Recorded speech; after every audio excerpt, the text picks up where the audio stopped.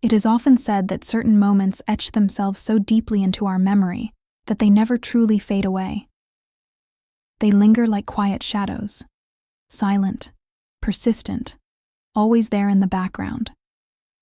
It has been 2 full years since that fateful day at the beach, and yet it still feels like it happened yesterday.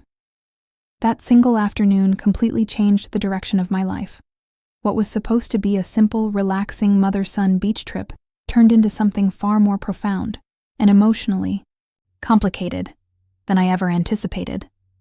My husband Phoenix couldn't join us that day. Honestly, that wasn't unusual. His work had slowly taken over his entire world.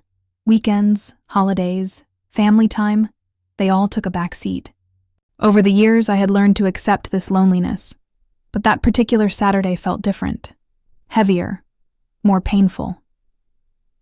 We arrived at the beach, just me and my son Leonard. The sun was blazing, almost too intense, but the warmth on my skin felt strangely comforting. I spread out our towels in a quiet, secluded spot, finally able to breathe away from the noise of everyday life. After a while, I asked Leonard to help me apply sunscreen on my back. There was nothing strange about it in my mind. He's my son, my child. Why would I hesitate? At first, it was completely innocent. His touch was gentle, careful, almost hesitant. But as his hands moved across my shoulders and down my back, I became aware of something I hadn't felt in years. The simple comfort of human touch. Someone actually seeing me. I didn't stop him when his hands went lower. I told myself it was fine. I told him it was fine. Looking back now, that was the exact moment everything began to shift. You think you know your family. You believe you understand the people closest to you. But sometimes, one single moment can shatter that illusion forever. Phoenix and I had been married for over 15 years. From the outside, we looked like the perfect family. Beautiful house, 2 wonderful children, stable life. But the truth is, appearances can be deeply deceptive. The emotional distance between Phoenix and me had grown year after year. He was physically present, but emotionally, he was gone. Our conversations became shallow. Bills, groceries, my kids' school schedules. He loved Leonard and his younger sister Issa with all his heart, but even with them, he felt like a ghost. That morning, as he rushed out the door with his briefcase, he barely looked at me.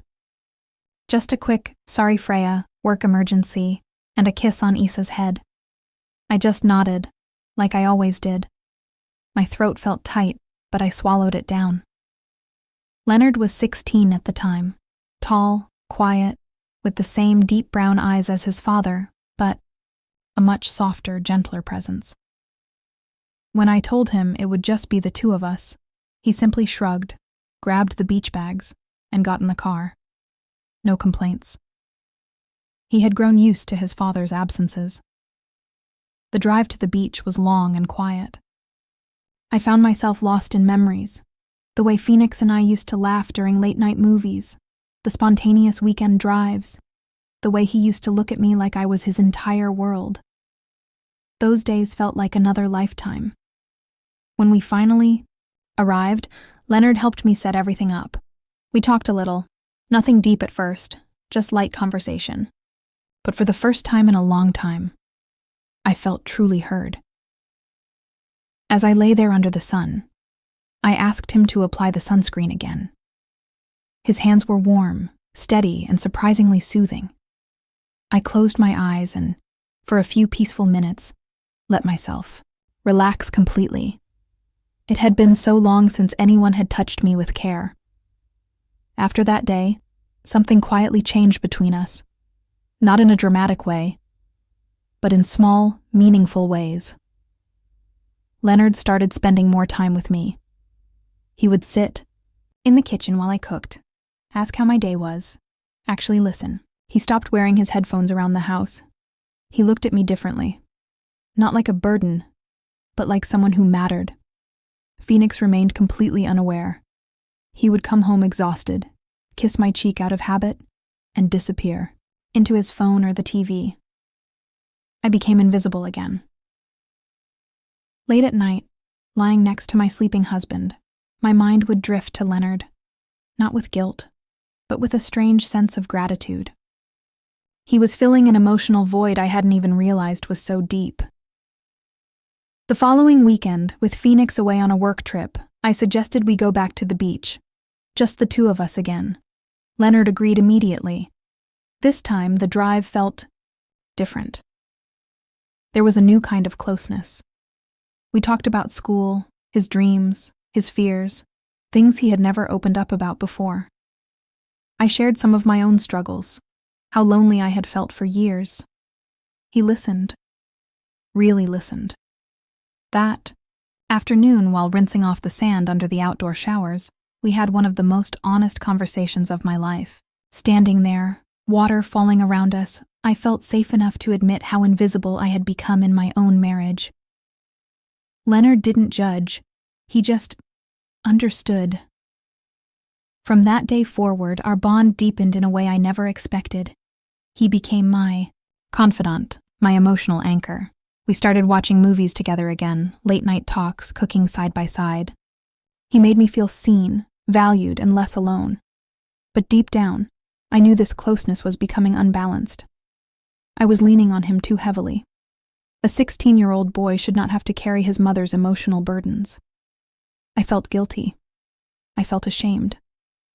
Yet at the same time, I couldn't bring myself to pull away. Because for the first time in years, I didn't feel empty. Today, 2 years later, I still carry the weight of that summer. Our family looks normal on the surface, but I know the cracks are there. Phoenix is still married to his job. Issa is growing up fast, and Leonard, he's still my safe place. I share this story because I know I'm not the only one who has ever felt this invisible in their own home.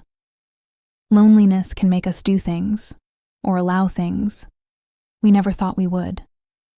It can blur boundaries we swore we would never cross. If you're watching this and you feel unseen in your relationship, please hear me. Don't let the silence grow. Speak up before the emotional gap becomes a canyon. Don't let your children become your only source of emotional comfort.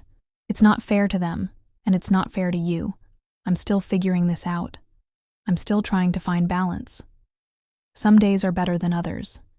If you've ever been in a similar situation, feeling neglected, leaning too much on your child, struggling with emotional loneliness, I would love to hear your thoughts.